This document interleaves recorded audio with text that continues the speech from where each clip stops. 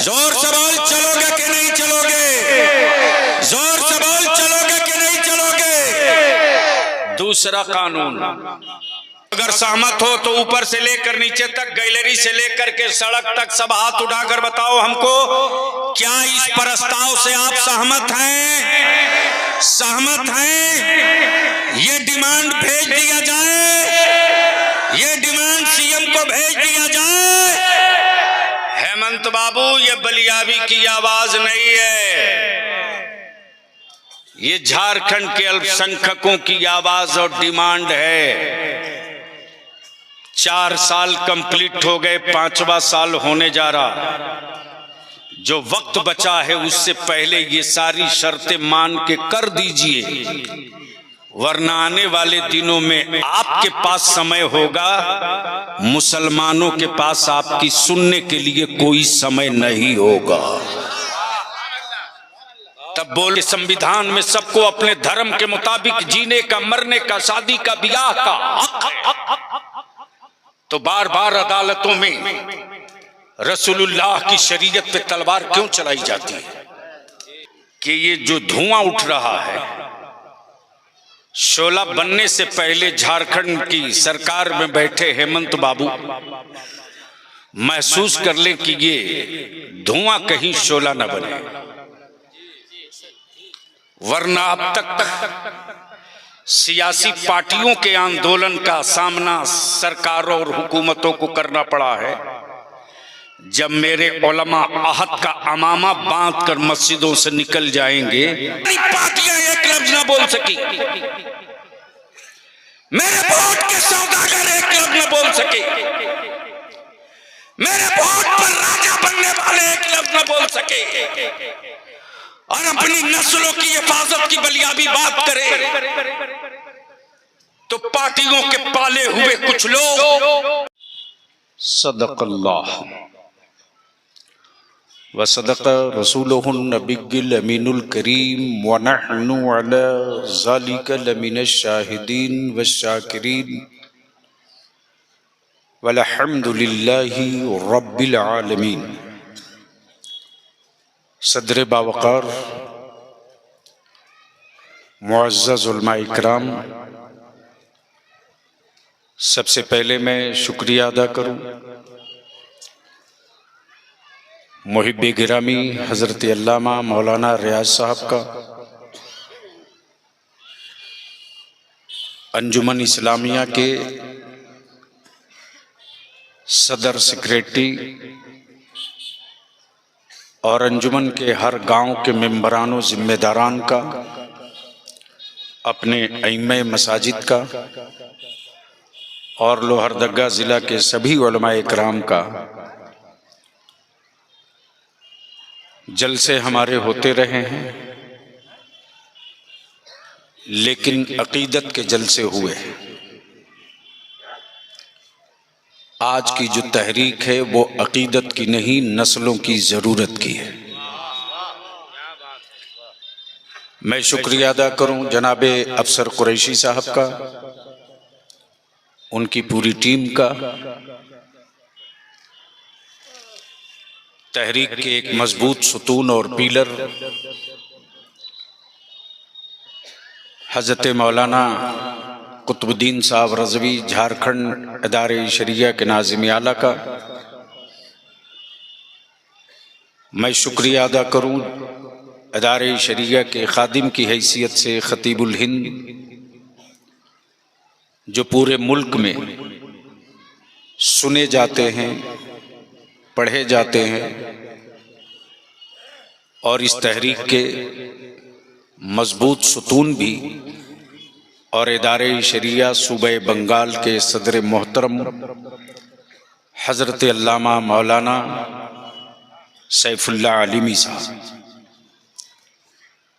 मैं पूरी जमात की तरफ से, तहरीक बेदारी के कारवां में छोटे बड़े अइम्मा, खुतबा, शोरा सबकी तरफ से मैं शुक्रिया अदा करूं खलीफे हुजूर मुफ्ती आज़म हिंद पीर तरीक़त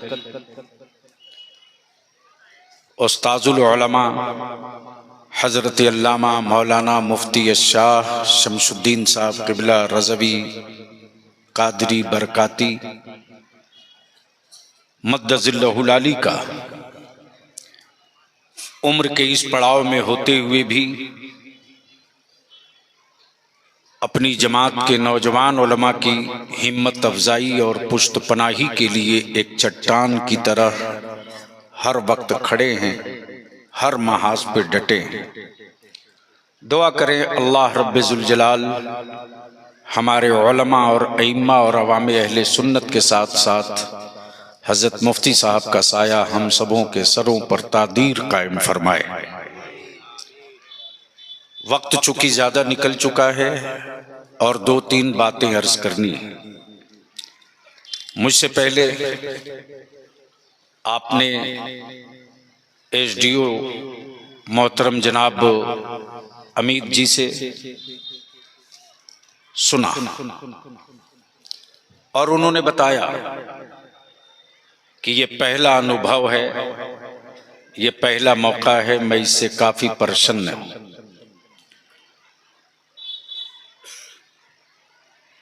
भारत का एक बेटा, झारखंड का एक शहजादा, जिस झारखंड में मायूसियां हों मुस्लिम कम्युनिटी में, जिस कौम के बच्चों के दिलो दिमाग पर यह बात बैठ चुकी हो कि मुर्गी की दुकान मेरा मुकद्दर है, पंचर बनाना मेरी किस्मत है, पत्थर चुनना ही मेरा हक है, ढेबरा इकट्ठा करना ही मेरे हिस्से में है। हमारे इस नौजवान ने यह साबित कर दिया कि मुश्किलों का पहाड़ चाहे जितना ऊंचा हो, अगर हिम्मत का हौसला जिंदा है तो पहाड़ तोड़ा जा सकता है। मैं उनका भी खैर मकदम करूं, एसडीओ साहब का भी शुक्रिया अदा करूं, लोहरदगा जिला प्रशासन के, नगर के सभी पदाधिकारियों का कि आपने इस सामाजिक और सामूहिक बदलाव के लिए सहयोग किया। इसके लिए मैं इदारे शरिया झारखंड की तरफ से आप सबको धन्यवाद देता हूं। बलियावी के हाथ में 2-3 पेपर है, ये कागज का टुकड़ा नहीं, ये एक पन्ना नहीं, बल्कि इस तहरीक का मिशन है। इसको पकड़िएगा, जब मांगूंगा तो दीजिए। 2 इशू है। एक इशू है मुसलमानों के मुआशरे से, इस पर अमित बाबू का कोई कंट्रोल नहीं है, इसमें हुकूमत का कोई कंट्रोल नहीं। आप ये कहकर नहीं भाग सकते कि मैं क्या करूं। इस पर कोई न कानूनी न सामाजिक किसी तरह का कोई दबाव नहीं है, ये काम आपको करना है। मैं अपने उलमाए किराम से बड़ी खुलूस और बड़ी इल्तिजा के साथ अर्ज करता हूं, मौत लोगों की होती है, मिशन की मौत नहीं होती। तवज्जो चाहो, मौत लोगों की होती है, मिशन की मौत नहीं होती। मरता इंसान है, तहरीकें नहीं मरती, मरते लोग हैं, एजेंडा नहीं मरता, मरते कौमें हैं, इशू नहीं मरता।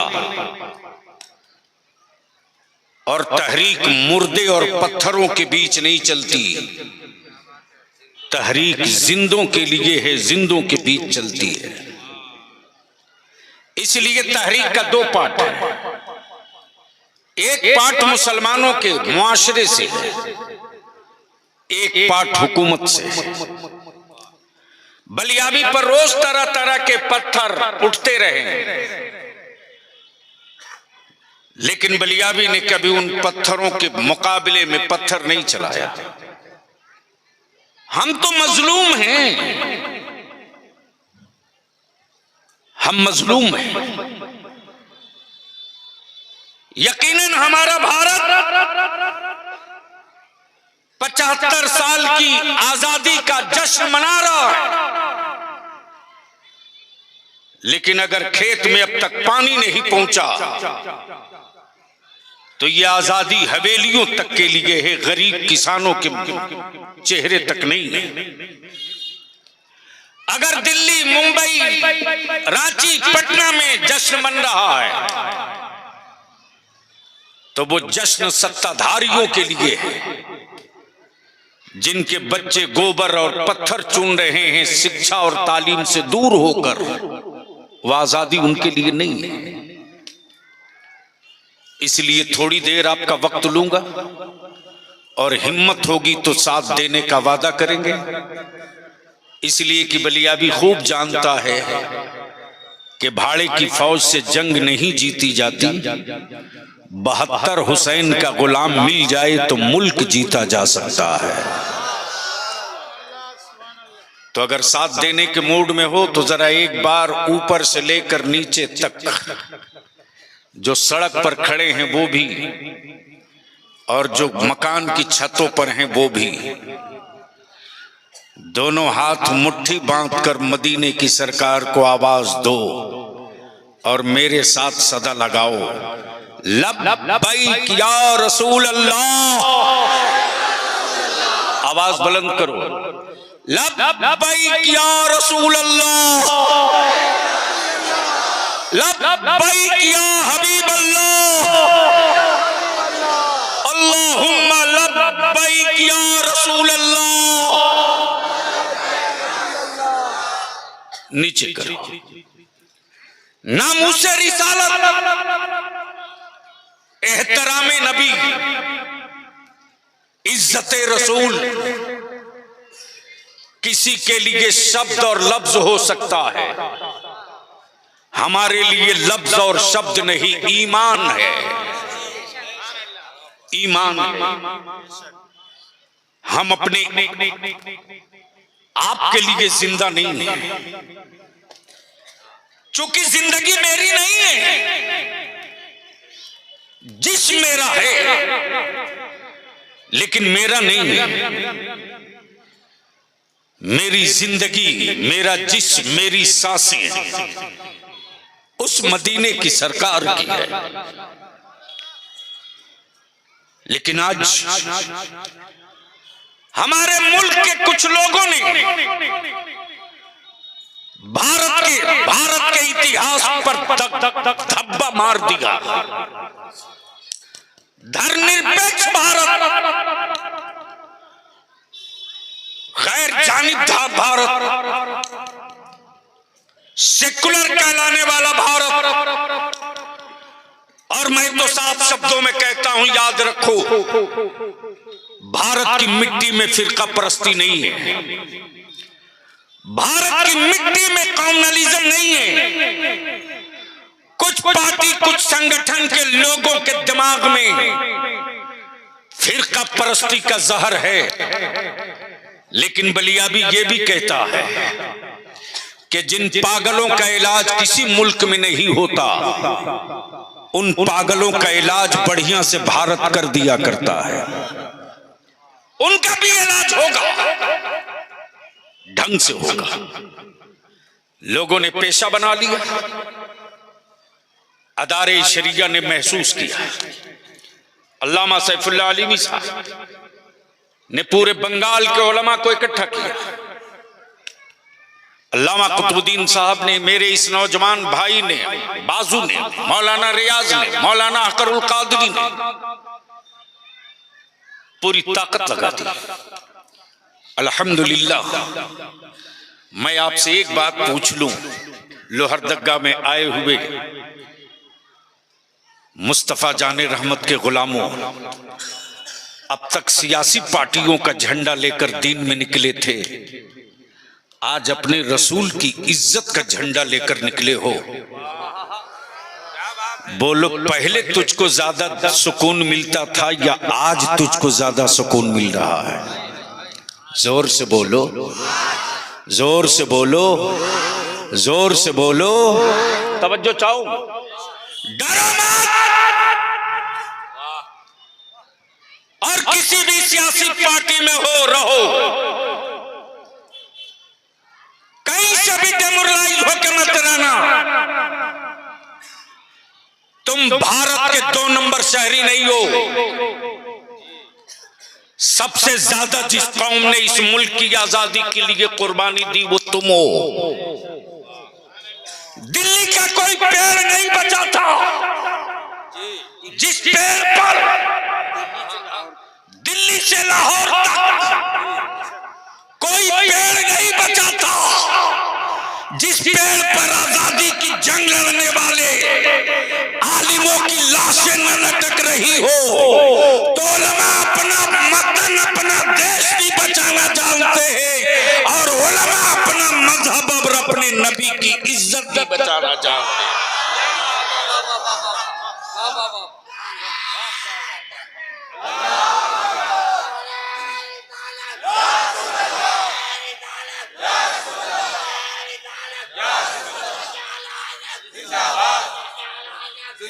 कौन सी कसर छोड़ा आपने, कौन सी कसर छोड़ा आपने। तेरे बलियाबी ने पार्लियामेंट में रोया है रे। लोग चाहते हैं चेहरे का रंग बदल जाता, शहरों में कोठी बिल्डिंग मकान होते, लेकिन जिस रईसुल कलम ने कादरी खैरात का टुकड़ा खिलाया है, उस रईसुल कलम ने तेरे बलियाबी के घुट्टी में यही पिलाया है कि जिंदगी तेरी तेरे लिए नहीं है, तेरी जिंदगी की हर सांस मदीने के मुस्तफा के लिए। इसलिए मैं अपने जान के दुश्मनों से समझौता कर सकता हूं, नबी की इज्जत के गद्दारों से कभी समझौता नहीं कर सकता। इसलिए मेरे अजीज, कमजोर गैरों ने नहीं, तुमने किया, तुमने किया, तुमने किया। और लिख लो और धक्का वालो,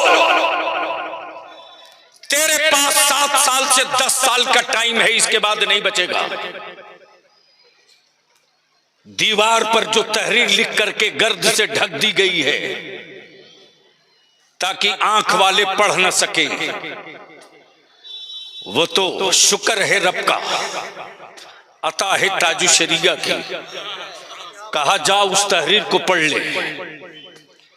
जब भारत के संविधान में सबको अपने धर्म के मुताबिक जीने का, मरने का, शादी का, ब्याह का हक, तो बार बार अदालतों में रसूलुल्लाह की शरीयत पे तलवार क्यों चलाई जाती है? क्यों बार बार मेरे आका की शरीयत पे तलवार चलती है? ठीक कहा हमारे एसपी साहब ने कि निकाह और शादी के मसले आप क्यों लेकर आते हो? जो काम तेरे उलमा से लेना चाहिए था तुझे, वो काम हमारे पास क्यों लेके आते हो? मैं अर्ज करूं, लोहरदगा और गिरदो नवाज से आने वालों इस जन सैलाब में बलियाबी और इदारे शरिया की तहरीक के मिशन का एक गांठ बांध के जाओ। बेटी किसी की हो, मजहब चाहे जो हो, धर्म चाहे जो हो, बिरादरी चाहे जो हो, जात चाहे जो हो, अगर वो किसी की भी बेटी हो और उसकी इज्जत को मनचले और लफंगों से खतरा हो, तो उस वक्त तुम अपनी जान सटा देना और उस बेटी की इज्जत की हिफाजत कर लेना, और इज्जत की हिफाजत करके बता देना कि भारत वालों, मैं मोहम्मदुर रसूलुल्लाह का गुलाम हूं। वो लोग होंगे जिन घरेलू के बीच में बेटियों की इज्जत सुरक्षित न रहे। मैं मुस्तफा का गुलाम हूं, जान पर खेल करके भी भारत की बेटियों की इज्जत बचाना जानता हूं। ये मेरे नबी का पैगाम है, इज्जत बचाओ। अल्लामा सैफुल्लाह अलीमी साहब ने पूरी गुफ्तगू का हिस्सा रख दिया, हमारे उलमा ने पूरी तफसील रख दी। मैं तो सिर्फ खड़ा हूं कि 2 कानून बना दो दो कानून, सिर्फ दो कानून। एक कानून मेरे रसूल की इज्जत के लिए, एक कानून मेरे मुस्तफा की इज्जत के लिए। और हमारा दिल कितना बड़ा है, हम सिर्फ अपने नबी की ही बात नहीं कर रहे। अमित जी, चाहे किसी धर्म का हो, किसी मजहब का हो, अगर उनके धर्म का कोई महान भाव हो जिससे आस्था जुड़ी हो, उस व्यक्ति की अगर कोई अपमान करता है तो ऐसे लोगों पर देशद्रोह का मुकदमा हो जाना चाहिए। बोलो, होना चाहिए कि नहीं होना चाहिए? जोर से बोल, होना चाहिए कि नहीं होना चाहिए? अगर इस कानून को बनवाने के लिए अगर जेल चलना पड़ेगा तो कितने तैयार हो? उठा के रखो, उठा के रखो, उठा के रखो। स्टेज पर भी एक बार देख लीजिए कितने लोग तैयार हैं, कितने लोग तैयार हैं। उठा के रखो, मुट्ठी बांध के उठा पूरी ताकत के साथ। अगर नबी के नामूस के लिए कानून बनाने के लिए लड़ाई छिड़ गई है, जेल चलना पड़े तो चलोगे कि नहीं चलोगे? जोर से बोल, चलोगे कि नहीं चलोगे? जोर से बोल, चलोगे कि नहीं चलोगे? दूसरा कानून याद है?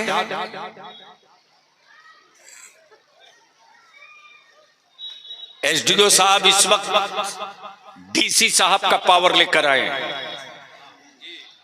और अफसर साहब ने बताया कि डीसी साहब ने इनको ऑथराइज किया है कि मेरे गायबाने में आप खुद जाओ मेरा पावर लेकर। एक प्रस्ताव है जो तनहा बलियाबी का नहीं, पूरे जनता का है। तो कागज तो हम आपको भेजेंगे नहीं, दे ही देंगे, लेकिन आंख से भी देख लीजिए कि ये जो धुआं उठ रहा है, शोला बनने से पहले झारखंड की सरकार में बैठे हेमंत बाबू महसूस कर ले कि ये धुआं कहीं शोला न बने, वरना अब तक सियासी पार्टियों के आंदोलन का सामना सरकारों और हुकूमतों को करना पड़ा है। जब मेरे उलमा आहद का अमामा बांध कर मस्जिदों से निकल जाएंगे तो किसी हुकूमत के बूते की औकात नहीं है जो उसे रोक लेगी। लड़ाई होगी, लेकिन कमजोर तुमने किया। अरे जमीनें बेच करके दावत तुमने खाई। अफसर साहब, जब एनआरसी का तूफान खड़ा हुआ था तो बहुत सारे वो लोग जिनको सियासत की हिज्जे नहीं पता मेरे खिलाफ लिखते थे, और सेकुलर कहलाने वाले बहुत सारे वो लोग जो बलियाबी के नाम से जिनकी आत्मा कांपती, वो कुछ चूहे पाल के रखे थे। मेरी सेहत पर उसका कोई असर नहीं। बता दो मुझको, आखिर क्यों बलियाबी सिसकियां लेते रहा पार्लियामेंट के दरवाजे पर? इसी जगह बगल में लातेहार है ना, हमारा बच्चा था मुमताज अंसारी, मजलूम अंसारी, गांच में लोगों ने लटका के मार दिया। झारखंड में 64 मॉब लिंचिंग हुई, 64 हम चुप रहे। सेकुलर कहलाने वाली पार्टियां एक लफ्ज न बोल सकी, मेरे वोट के सौदागर एक लफ्ज न बोल सके, मेरे वोट पर राजा बनने वाले एक लफ्ज न बोल सके, और अपनी नस्लों की हिफाजत की बलियाबी बात करे तो पार्टियों के पाले हुए कुछ लोग ये कहते हैं कि बलियाबी राजनीति करते हैं। सुनो सुनो, इलाका सियारों का हुआ करता है, मुस्तफा के गुलामों का इलाका नहीं हुआ करता है। उसके लिए बहुत जमीन है, और दाल रोटी के लिए सियासत किए होते तो मेरे पास भी 10-20 शहर में गाड़ी जमीन और मेरे दरवाजे भी सीबीआई कुछ न कुछ लेके आते रहते। लेकिन मैं तो बिल्कुल खम ठोक के कहता हूं, हिम्मत हो तो एक बार आके दिखाओ, दिखाओ। याद करो पुराने लोग, लोहरदगा के पुराने लोग याद करो, जब यही अलग राज की लड़ाई चल रही थी अफसर बाबू, तो मुझे याद है कि तालाब के बगल में हेलीकॉप्टर से मैं शिबू जी के साथ आया था। पुराने लोगों से पूछना, मैंने पद यात्रा की, मेरे भी पैरों में छाले पड़े, मैं भी कई दिनों तक गर्म पानी में पैर डालता था इनकलेट पहनकर, इसके लिए कि जब अलग राज बनेगा तो सबके बच्चों के चेहरे पर मुस्कुराहट आएगी, तो हमारे बच्चों के चेहरे पर भी मुस्कुराहट आएगी। लेकिन आज पूरे लोहरदगा में एक भी माइनॉरिटीज का गर्ल्स कॉलेज नहीं है, एक भी माइनॉरिटीज के लिए कोई ऐसा स्कूल नहीं जहां मेरी बेटियां जाके पढ़ सके। और कुछ लोगों ने तय कर लिया है मेरी बेटियों को आवारा बनाने के लिए। मैं कहता हूं अगर मर्द हो तो निकाह में तुमने कबूल किया था, रोटी तुम खिलाओगे, कपड़ा तुम पहनाओगे, इलाज तुम कराओगे, घर में रहने का जगह तुम बनाओगे, मकान तुम तैयार करोगे। तुम्हारी बीवी नौकरी या बिजनेस नहीं करेगी। अगर मर्द हो तो उठकर जाते जाते ये तय कर लो कि अब तक कारोबार या किसी काम के लिए बेटियां या बीवियां बाहर जाती थी, अब वो नहीं जाएगी। वो घर में बच्चों को हुसैन का गुलाम बनाएगी। मैं उन बच्चों के लिए रोटी कमा के लाऊंगा। खबर आ चुकी है। एसडीओ साहब, एक स्कूल था यहां जहां उर्दू में पढ़ाई होती थी। कौन सा स्कूल था अफसर वो? नदिया हिंदुत्व विद्यालय, वहां पढ़ाई होती थी, वो भी बंद। जितना उर्दू मकतब था सब बंद। बलियावी कहता उर्दू मुसलमानों की जबान नहीं है, उर्दू भारत की आजादी की जंग लड़ने वाली जबान है। तुमने यह सोचकर अगर इसको दफन किया है कि उर्दू को खत्म कर दो, यह मुसलमानों की जबान है, तो तुम इतिहास के पन्ने पर मुंह पर काली पोत रहे हो।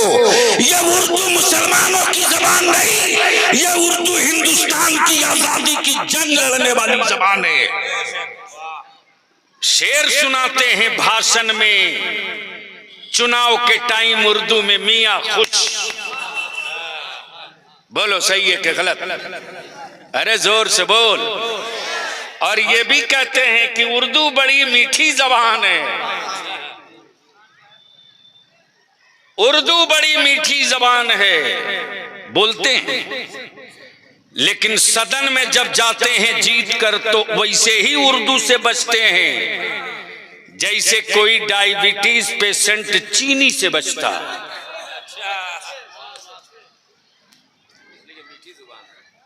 अब मैं आपसे पूछूं,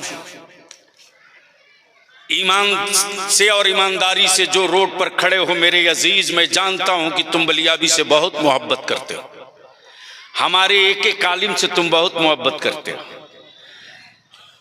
इसी मध्य प्रदेश में दिलकश भाई, इसी मध्य प्रदेश में 8 महीना पहले एक दलित, एक आदिवासी भाई के बच्चे के मुंह पर किसी भारत के अमन दुश्मन व्यक्ति ने पेशाब कर दिया। बोलो किया था कि नहीं? जोर से बोलो किया था कि नहीं? तो उसके खिलाफ पूरा भारत का हर व्यक्ति खड़ा हो गया था कि नहीं? अरे बोलो ना। हर इलाके से संगठन विरोध में सड़क पर हर सेकुलर पार्टी का नेता चीख कर बोलने लगा गलत हो रहा। लेकिन मैं पूछता हूं, अगर चेहरा दोगला नहीं है, अगर चरित्र दोगला नहीं है, अगर मानसिकता बिकी नहीं है, अगर सत्ता के लिए खून का सौदा नहीं किया है, तो बलिया भी जवाब मांगता है सेकुलर कहलाने वालों से। 64 बच्चों की झारखंड में मोब लिंचिंग हुई, कोई एक सेकुलर पार्टी का नेता खड़ा हुआ? अरे बोलो ना, जोर से बोल, कोई खड़ा हुआ? क्यों नहीं खड़ा हुआ? इसलिए कि उसे मालूम है कि मुसलमान तो विकलांग हो चुका है, ये क्या बिगाड़ लेगा, ये तो मजबूर है मेरे दरवाजे पर बंधुआ जानवर की तरह पड़ा रहेगा। लेकिन इदारे शरिया की तहरीक बेदारी जो निकला है झंडा लेकर, ये उलमा की जो फौज निकल पड़ी है, वो ये बताने के लिए कि उम्मते रसूल के बच्चों को बंधुआ मत समझना। जब हम कुफ्र की गिरहें खोल सकते हैं तो अपने मुस्तकबिल की राहें भी पैदा कर सकते हैं, अपने मुस्तकबिल के रास्ते भी बना सकते हैं।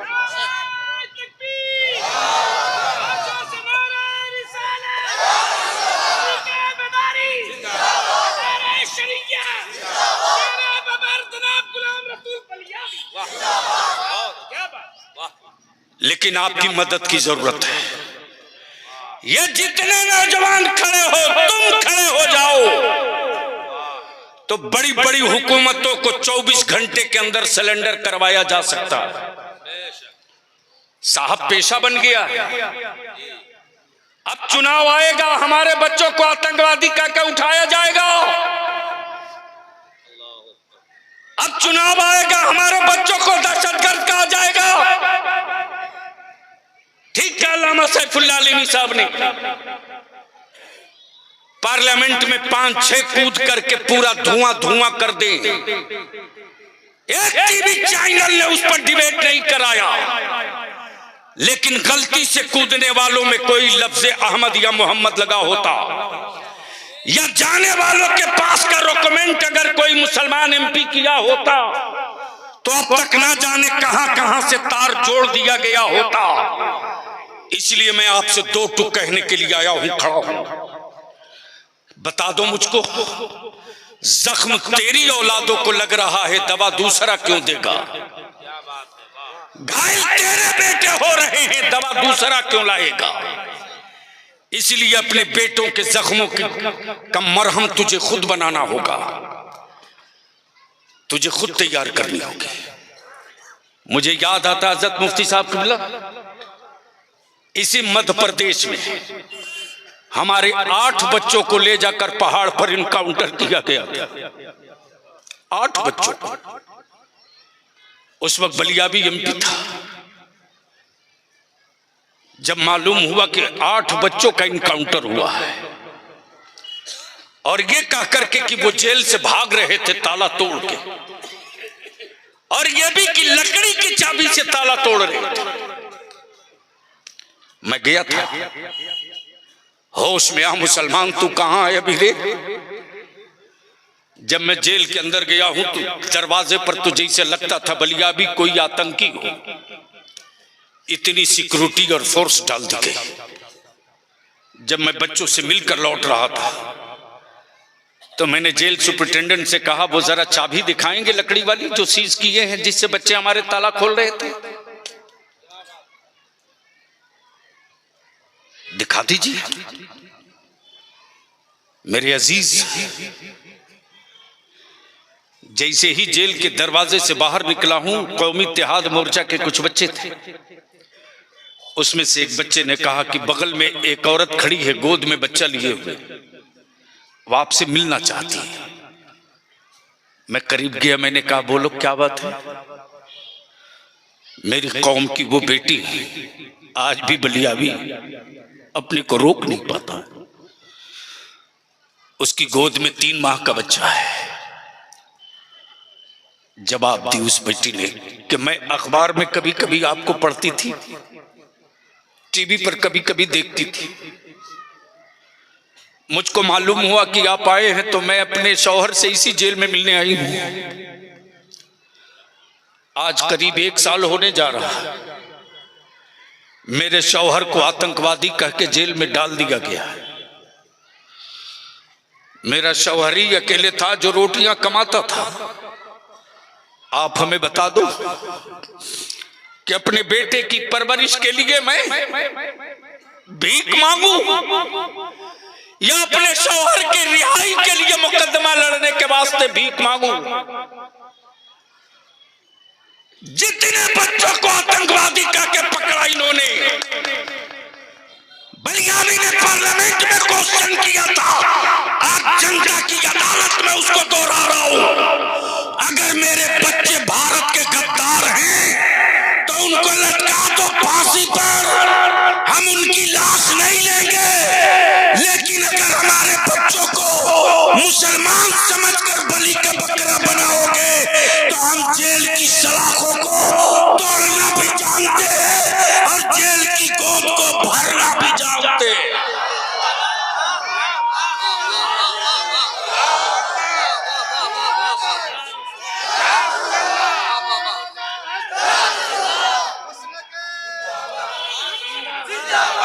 बना दो फास्ट ट्रैक कोर्ट, बनाओ फास्ट ट्रैक कोर्ट, बनाओ फास्ट ट्रैक कोर्ट। डिसाइड कर दो 1 हफ्ते के अंदर,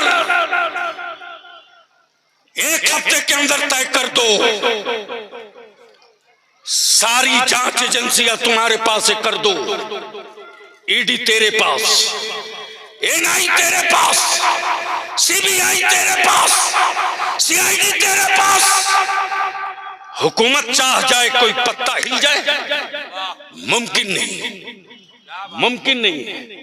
अगर सड़क के गुंडों को कानून की रस्सी लगा दी गई होती तो भारत में किसी धर्म, किसी मजहब की बेटियों की आबरू नहीं लुटती।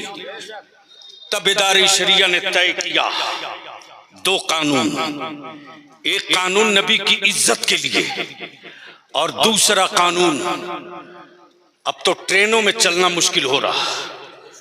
देखा आपने, अहमदाबाद से मुंबई जाते ट्रेन में वर्दी पहना हुआ, कपड़े तो सब पहनते हैं यार, कपड़े सब पहनते हैं, लेकिन अशोक स्तंभ का शेर वाला मेरा जवान अगर वर्दी के साथ चौराहे पर एक खड़ा है तो जिस बाइक वाले के पास पेपर और कागज नहीं है रास्ता बदल लेता है। क्यों? आदमी का डर नहीं है, वर्दी का डर है। आदमी का डर नहीं, वर्दी का डर है। तो जब एक वर्दी गुंडों का रास्ता बदल सकती है, जब एक वर्दी गुंडों का रास्ता बदल सकती है, इसी रांची में क्या नहीं हुआ? मेरे नबी की इज्जत और नामूस के लिए बच्चे निकले थे। माफ करेंगे एसपी साहब, हाथ में पत्थर नहीं था, हाथ में डंडा और लोहा नहीं था। और मैं आज भी कहता हूं इंक्वायरी करा दो अदालत से, आज भी कहता हूं इंक्वायरी करा दो अदालत से।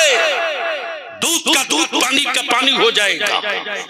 उल्टे 4000 हमारे बच्चों पर एफआईआर हुआ। तब मैंने मौलाना कुतुबुद्दीन से कहा अपने छोटे भाई से जाकर बात करो हुकूमत से, कितनी गिरफ्तारियां लेने के बाद हुकूमत का कलेजा ठंडा होगा। मैं आता हूं रांची में, कितनी गिरफ्तारियां लेगा बता लो। मस्जिदों से जब मेरा इमाम निकल चुकेगा तो जेलों की साइज छोटी हो जाएगी नबी की इज्जत बचाने वालों के साथ। बच्चे निकले थे, पुलिस वाले बुलाए और बुला करके बोले तुम जाओ। हमारे बच्चे जब आने लगे तो AK-47 से मारा गया, AK-47 से। एक एमएलए की आवाज नहीं निकली, एक एमएलए नहीं बोला। उस दिन से बलियाबी के दिमाग पर जुनून सवार है, जुनून सवार है, जुनून सवार है। जिंदगी का मकसद हमने तय कर लिया है।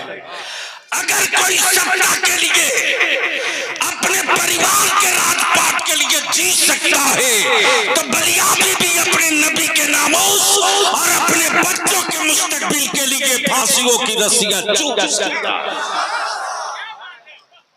तब तय किया कि दो कानून बने, एक नबी के नामूस का और एक दूसरा। जिस तरह दलित भाई, आदिवासी भाई के बच्चों के बीच में विश्वास पैदा करने के लिए दलित एक्ट बना है। अफसर साहब है किसी बहादुर की हिम्मत जो किसी दलित भाई की जमीन पर कब्जा कर ले, गाली दे दे, उसकी जात का नाम लेकर बुरा भला कह दे। एसपी साहब नॉन अवेलेबल दफात लगाकर उस कानून के तहत बोलेंगे पहले इसको 90 दिन अंदर डालो, बाद में सोचा जाएगा। बोलो सही है कि गलत? जोर से बोल, सही है कि गलत? लेकिन आज तेरे बेटों को, तेरी औलादों को जंगली घास से ज्यादा हैसियत नहीं है, इसलिए कि तुमने 500, 800, 1000 रुपये में 5 साल बेच दिया। जो कौम 5 साल बेच दे वो कौम, उस कौम के लोग अगर हॉस्पिटल, कॉलेज, अस्पताल, यूनिवर्सिटी की बात सोचे तो पागल कहलाएंगे। देख किसको कहते हैं यूनिटी। इसी गाजीपुर बॉर्डर पर किसानों का आंदोलन था, दिल्ली हुकूमत ने पानी बंद कर दिया, पानी नहीं दो, लेकिन धरना पर बैठे हुए मिशन वाले लोग थे। ऐलान किया कि मेरे लोगों मैं प्यासा हूं, दिल्ली वालों ने पानी बंद कर दिया, पानी पिलाओ। अखबार के लिए खबर हो सकती है, किसी के लिए ये शब्द हो सकते हैं, बलियाबी के लिए ये खबर नहीं थी, बलियाबी के लिए ये मिशन का हिस्सा था।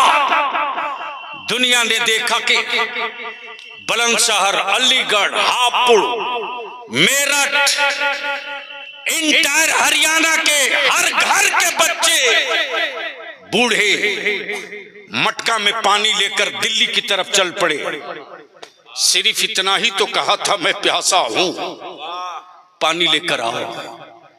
बलियाबी पूछता है कि अगर तेरा बलियाबी और इदारे शरीगा आवाज दे कि नबी के नामूस और मुसलमानों के लिए सेफ्टी एक्ट बनाने के लिए मैं रांची में उतर रहा हूं, आओ, तो बोलो आओगे कि नहीं आओगे?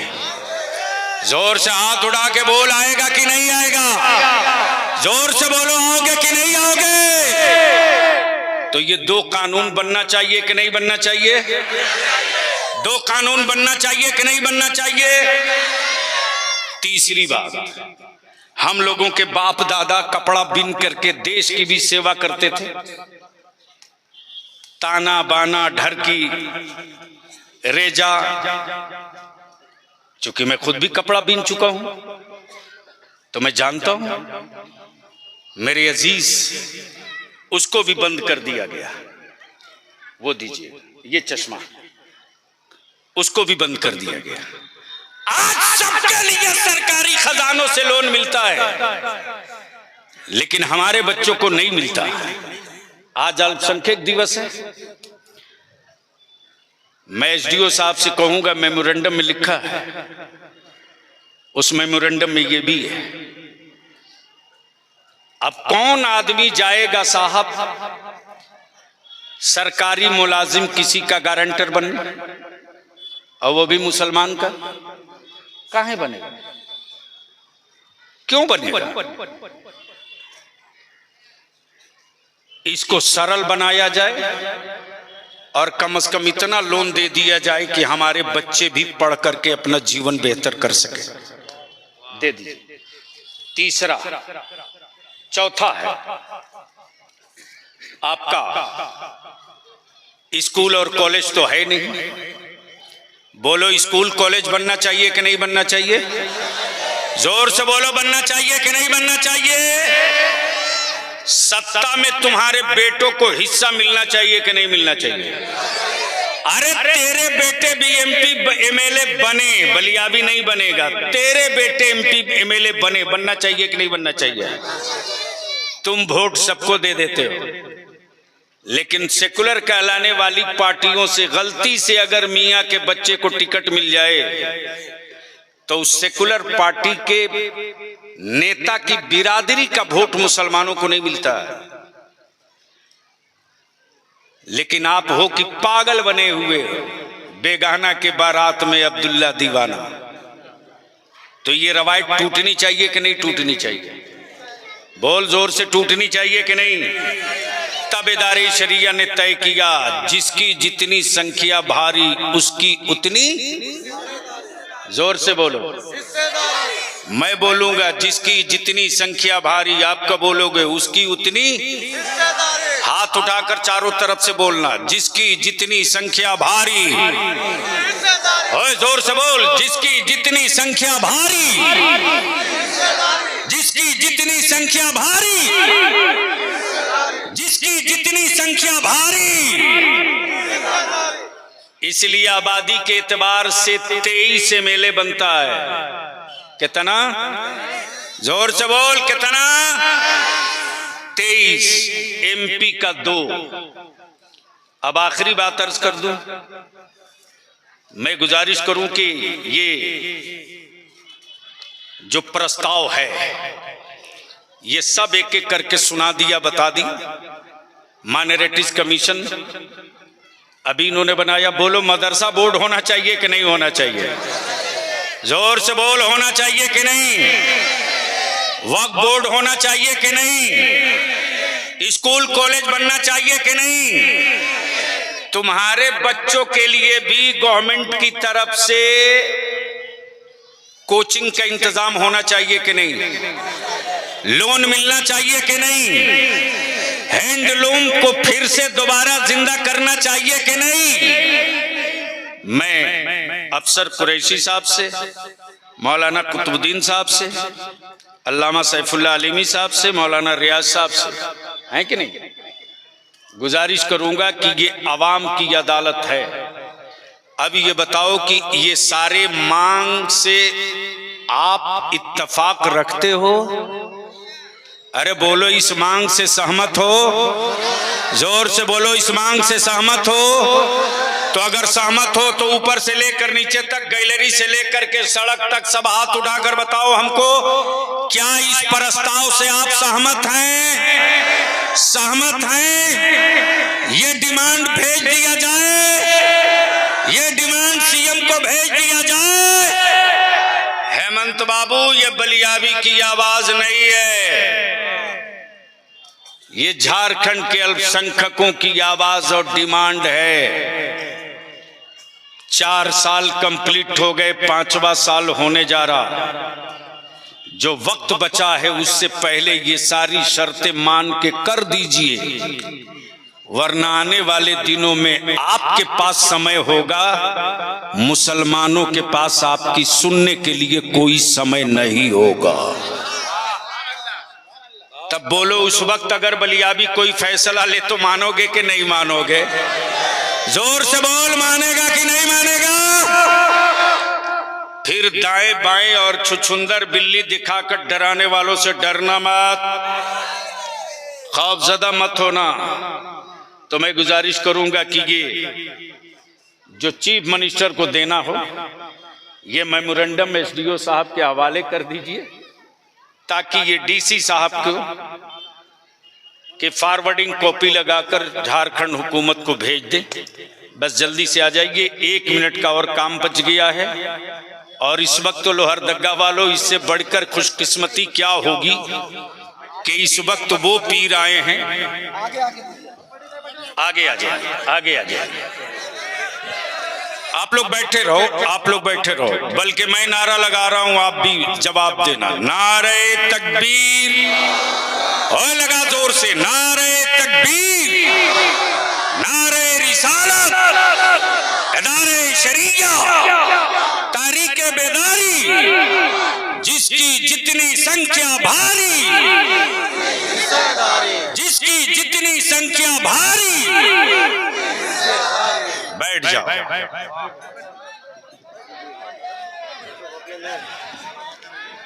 अब बेटा बस प्लीज,